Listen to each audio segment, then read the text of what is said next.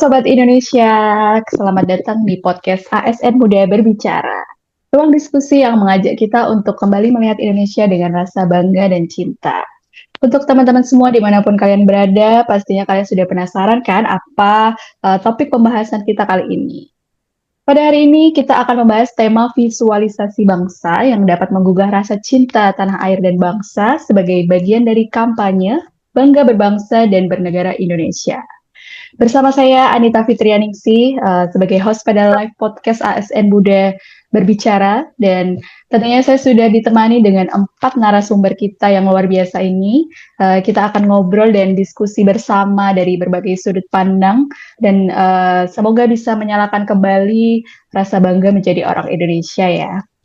Oke, langsung saja kita persilahkan masing-masing narasumber ini untuk memperkenalkan diri secara singkat ya. Dimulai dari narasumber kita yang pertama, Kak Alfi. Dipersilahkan. Oke, terima kasih Kak Anita sudah mengundang kami berempat ke podcast ASN Muda Berbicara. Saya perkenalkan, nama saya Muhammad Alfi Husnihaj, AMDRO dari instansi Rumah Sakit Cipto Mangunkusumo. Salam kenal semuanya.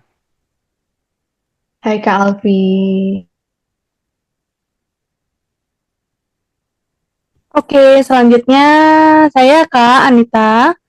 Halo semuanya, perkenalkan nama saya Putu Desi Ratna Dewi Endika.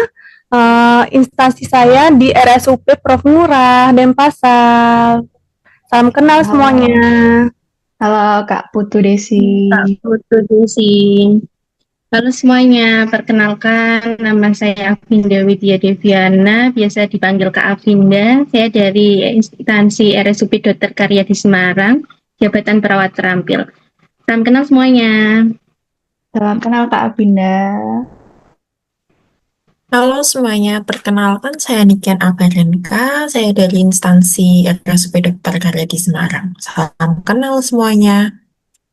Oke, salam kenal Kak Niken. Oke, mantap banget ya narasumber-narasumber kita ini. Senang sekali hari ini kita bisa berkumpul bersama 4 narasumber dengan latar belakang dan perspektif yang tentunya sangat menarik ya. Nah, supaya pendengar bisa lebih memahami topik kita hari ini, saya mau mulai dengan pertanyaan pembuka nih. Pertanyaan pertama saya tujukan ke narasumber pertama tentunya ya, Kak Alfi.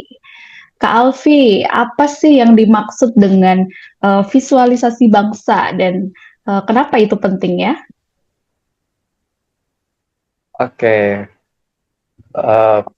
visualisasi bangsa itu cara kita menghadirkan identitas Indonesia secara nyata dan bermakna, baik melalui simbol, karya, budaya, maupun perilaku kita masyarakat sehari-hari. Nah, seperti bendera merah putih, lagu kebangsaan, batik, hingga keberagaman budaya daerah, semua itu bukan sekedar simbol saja, tetapi cerminan jati diri bangsa. Jadi ketika visualisasi ini dihadirkan secara konsisten dan positif, akan tumbuh rasa memiliki, bangga, dan akhirnya cinta terhadap bangsa dan negara. Jadi visualisasi bangsa itu membuat Indonesia tidak hanya dikenal, tetapi juga dirasakan. Kayak gitu. Oke, menarik banget ya. Berarti visualisasi bangsa itu bukan cuma gambar ya, tapi juga identitas dan rasa kebangsaan yang kita lihat dan rasakan sehari-hari. Oke, baik. Saya ingin mendengar pendapat lain nih dari Kak Putu ya, dimaksud dengan visualisasi bangsa dan kenapa itu penting loh. Gimana nih Kak?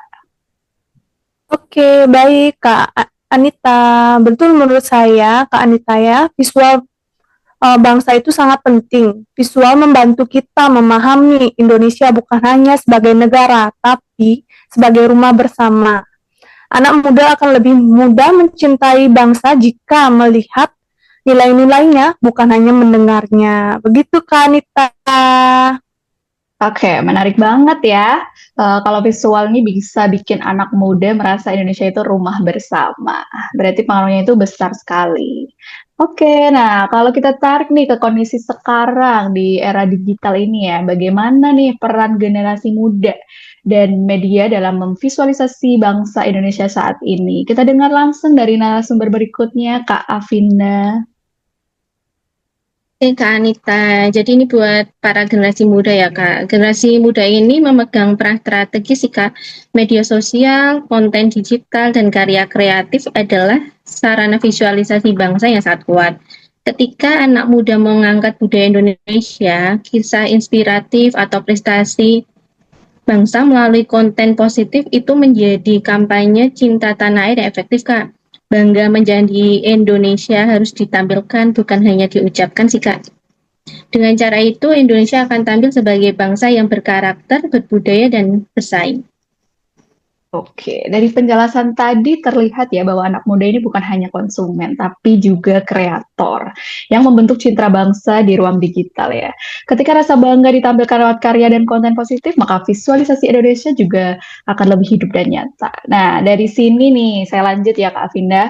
Eh, Lanjut bertanya, menurut Anda, apa yang perlu terus dijaga atau dikembangkan agar konten tentang Indonesia ini bisa terus relevan di dunia digital dan di yang terus berubah ini, dunia digital yang terus berubah ini. Jadi menurut saya yang penting itu jujur dan relate Kak.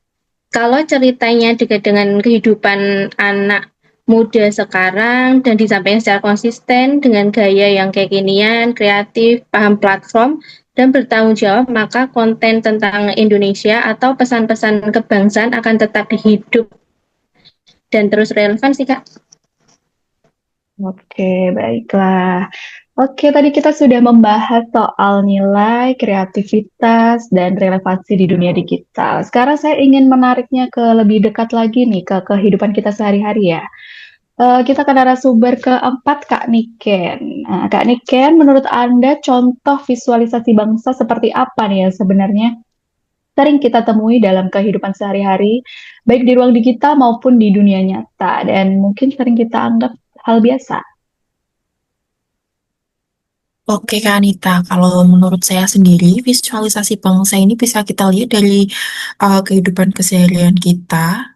Misalnya, yang pertama dengan menggunakan produk lokal, lalu menjaga lingkungan, menghormati perbedaan, dan mengamalkan nilai gotong royong. Ketika kita bekerja pun, kita bekerja dengan jujur, melayani masyarakat dengan sepenuh hati, atau berprestasi membawa nama bangsa Indonesia ini. Itu sudah termasuk bentuk dari visualisasi bangsa. Hal-hal sederhana ini yang menunjukkan bahwa cinta tanah air itu tidak selalu lewat hal yang besar, tetapi lewat sikap dan tindakan yang nyata. Gitu ya Kak Anita. Ya, keren sekali jawabannya. Nah, dari pembahasan tadi kita melihat bahwa visualisasi bangsa ini bisa hadir lewat hal-hal sederhana dalam kehidupan sehari-hari. Namun tentu dalam praktiknya tidak mudah ya. Nah, untuk pertanyaan terakhir nih, saya ingin menutup dengan apa tantangan terbesar dalam kampanye visual cinta bangsa, khususnya di era digital ini. Boleh dijawab oleh Kak Alfi dan Kak Putu ya. Nanti kita dengar dari Kak Putu dulu, boleh? Oke, baik Kak Anita. Menurut saya ya, tantangan terbesarnya adalah banjirnya konten di ruang digital. Di tengah arus informasi yang begitu cepat, konten tentang cinta bangsa seringkali kalah bersaing dengan konten hiburan yang instan dan sensasional. Selain itu, ada tantangan menjaga makna dan kedalaman pesan. Jangan sampai visual yang ditampilkan hanya mengejar viral, Kak, tapi kehilangan nilai kebangsaan yang ingin disampaikan. Begitu, Kak Inita. Oke, kalau Oke, kalau menurut menurut saya sih ya untuk Kak Alfi. tantangan utamanya itu ada pada konsistensi dan kepercayaan publik masyarakat kita. Nah, sekarang anak muda tuh udah pada pinter-pinter ya, jadi mereka bisa langsung menangkap konten yang terasa dibuat-buat atau tidak tulus. Nah, jadi untuk kampanye visual cinta bangsa itu harus jujur, relevan pada kehidupan kita sehari-hari dan berkelanjutan. Kenapa? Karena kalau tidak, pesan kebangsaan ini akan mudah diabaikan atau dianggap sebagai sekedar formalitas saja, seperti itu. Ya, dari dua pandangan tadi kita bisa melihat ya bahwa tantangan kampanye visual cinta bangsa di era digital ini memang tidak sederhana. Di satu sisi kita dihadapkan pada banjir konten yang serba cepat, instan, dan sensasional sehingga pesan kebangsaan kerap tenggelam ya. Dan di sisi lain ada tantangan besar untuk menjaga konsistensi, kejujuran, dan kepercayaan publik, terutama di mata generasi muda yang semakin pintar-pintar ini. Oke, ini menjadi pengingat ya bahwa kampanye visual itu tentang cinta bangsa tidak cukup hanya menarik dan viral, tapi juga harus bermakna, tulus, dan berkelanjutan.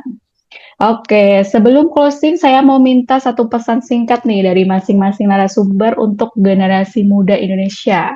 Apa pesan yang ingin Anda sampaikan ke generasi Indonesia ini, khususnya generasi muda-muda, agar tetap mencintai, menjaga, dan membangun bangsa di tengah derasnya arus digitalisasi saat ini? Kita mulai dari narasumber pertama, Kak Alfi, lalu nanti kita lanjut ke narasumber berikutnya sampai dengan Kak Niken ya. Oke, untuk para penerus bangsa, saya punya pesan yaitu jadilah generasi bangsa yang jujur, menghargai perbedaan, dan bangga dengan budaya kita sendiri. Nah, dari hal kecil pun kita bisa menumbuhkan rasa cinta kita kepada Indonesia, negara kita tercinta. Seperti itu ya. Oke, saya lanjut ya. Pesan saya untuk generasi bangsa, gunakan media sosial untuk hal yang positif ya. Tampilkan Indonesia yang dengan cara yang kreatif, jujur, dan bermakna. Begitu. Kreatif, jujur, dan bermakna ya Kak Putu ya. Untuk generasi muda nih Kak Anita, generasi Gen Z ya katanya ya.